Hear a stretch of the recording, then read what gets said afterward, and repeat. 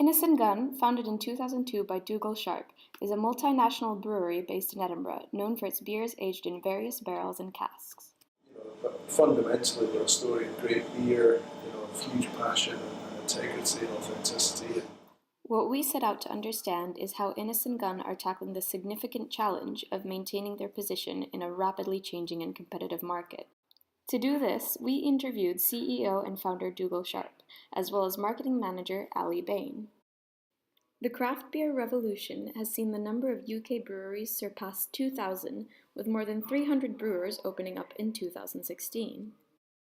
Craft beer is now more competitive than it has ever been, marking the importance for brands to focus on their uniqueness in the marketplace. Even so, the main competitors still seem to be the large, established multinationals. In 2014, 5 beer makers, including AB InBev, SAB Miller, Heineken, Carlsberg, and China Resources Enterprise, controlled 51% of the global beer market by volume. Although it would be very easy to suggest that other craft beer businesses are our main competitors, the reality is that we have lots of competitors, but most of them are big beer, because in itself the big guys have got a dominant market position and they utilise it ruthlessly through control of distribution, through control of taps and hand pumps and lines and bars, and through their dominance in the retail landscape, they make it very difficult for small companies like us to come into the marketplace and to compete effectively. The craft breweries also face pressures from outside of the market as individuals decide how to spend their disposable income.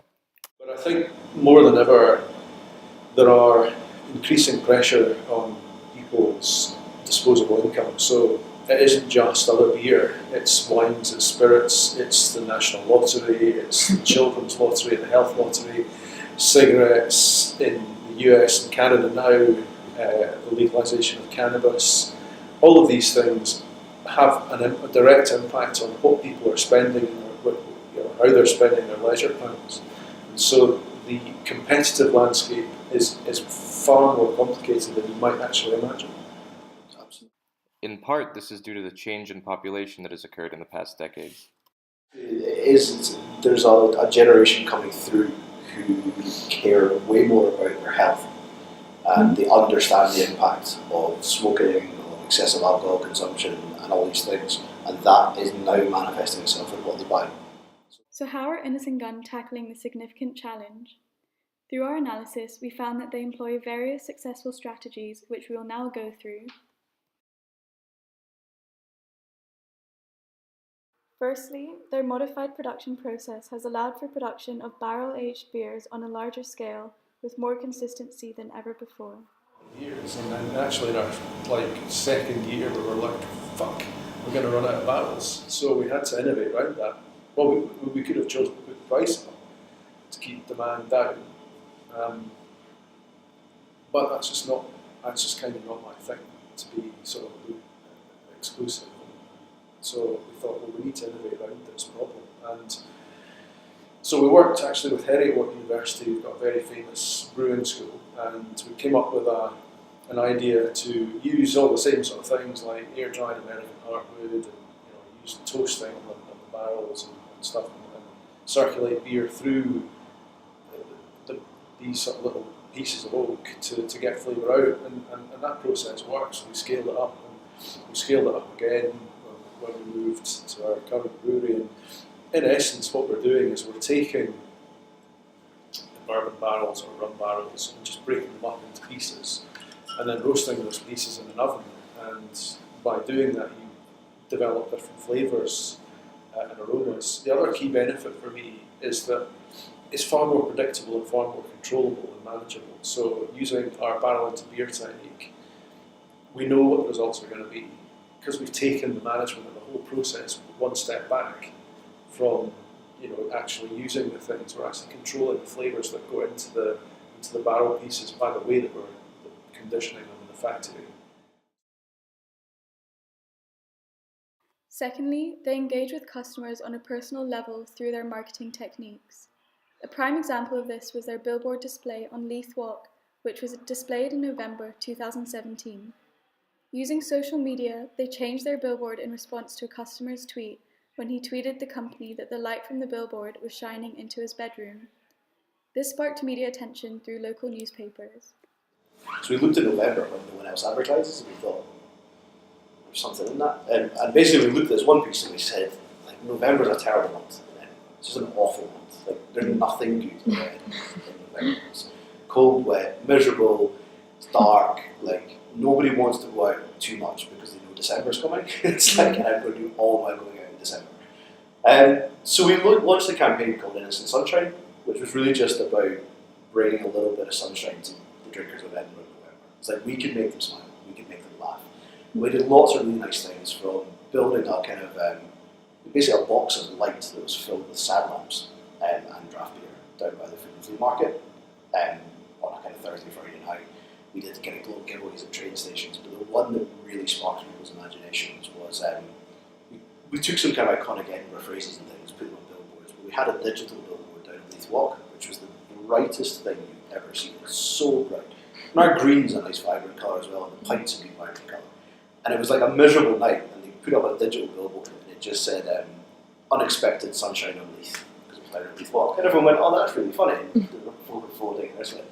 Then this guy tweeted us from across the road. Like, his flat, his bedroom's across over from this billboard. And he was just like, took a picture of it, and it was like, the latest advert to light up my bedroom.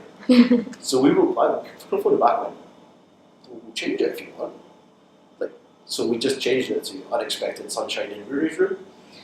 So like, the guy's name was Rory, and he was just like, oh my god, it's me on a billboard. And he went, this thing just went. Thirdly, their innovative beer kitchens play a vital role in capturing new customers and turning them into Innis Gunn brand advocates. They see that their target market can be split up into 3 distinct types of beer drinkers. The first, which we'll call the experimenter, is the type of drinker that always picks up a different craft beer and is constantly experimenting, not really sticking to any one brand. The second, which we've named the usual consumer, will usually have some favorite brands, but may try others. And the final category of consumers, known as the brand advocates or brand ambassadors, are their core target. Brand advocates are usually incredibly loyal and tend to even spread awareness of the brand by word of mouth. I think, we've been doing a lot of work on beer kitchens. We've got 4 in Scotland, and I think in essence the beer kitchens should be our brand advocate factory, a place where it's like a pipe, and you've got people coming in one end, maybe don't know about the brand, and they come out the other end of the pipe and they fucking can't stop talking about Innis Gunn.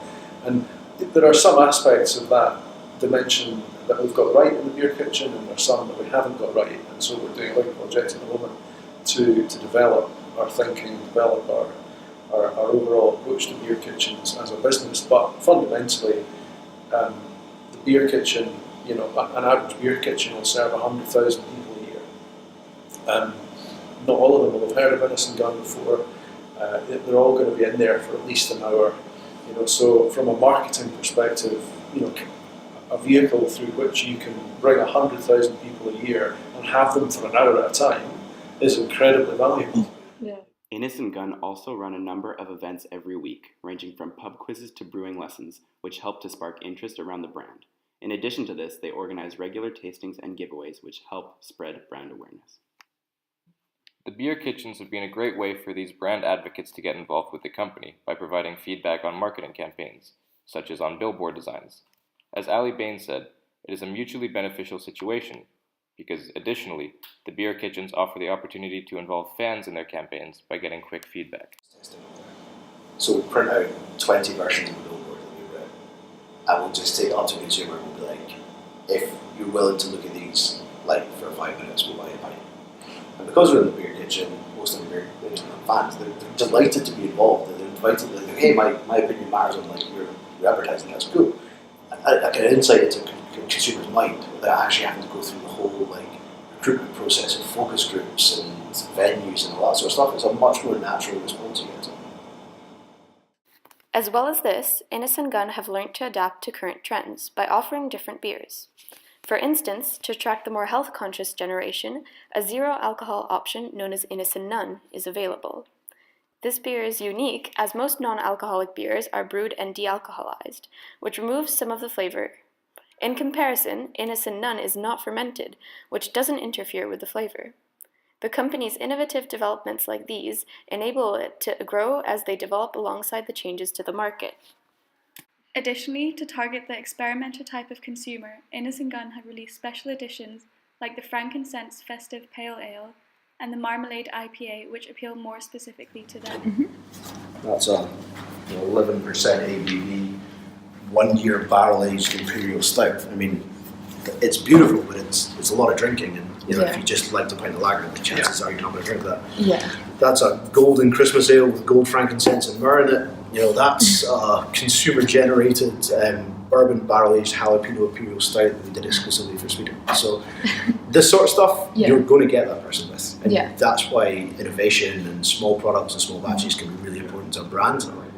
But the chances are, if you were the guy who looked and found that and went, that's amazing, 80% of pubs are not going to carry more than that. Finally, Innis Gunn's international strategy has been particularly successful, demonstrated by the fact that around 77% of their turnover comes from international sales. The company shifts its focus in different markets onto particular products which specifically fit their consumers' requirement based on geographical region. For example, they concentrate on lager in Scotland, limited ranges in Canada, and IPAs in Sweden. By appealing to various consumer demands across the globe, Innis Gunn have enabled themselves to compete effectively on a global scale. In conclusion, Innis Gunn face a competitive and rapidly changing market, with new craft beer entrants appearing regularly and well-established brands increasing their power and market shares. They have implemented various strategies to cope with this, and their continuing success can be seen in terms of profits and even news coverage for marketing stunts. Today, they benefit from already being a well-established brand with a unique production process. Their forward-thinking approach to marketing and use of the beer kitchens has been particularly effective. To continue tackling the problem of the increasingly difficult market situation, Innis Gunn must ensure that their brand image, signature story, and values continue to be emulated and at the center of their ethos, as this is what distinguishes them from larger players worldwide, and thus will enable them to continue to grow. In the future, the company could look to expand to other areas by securing distribution deals, and adapting marketing to more local consumers should allow Innis Gunn to thrive even further in the craft beer market.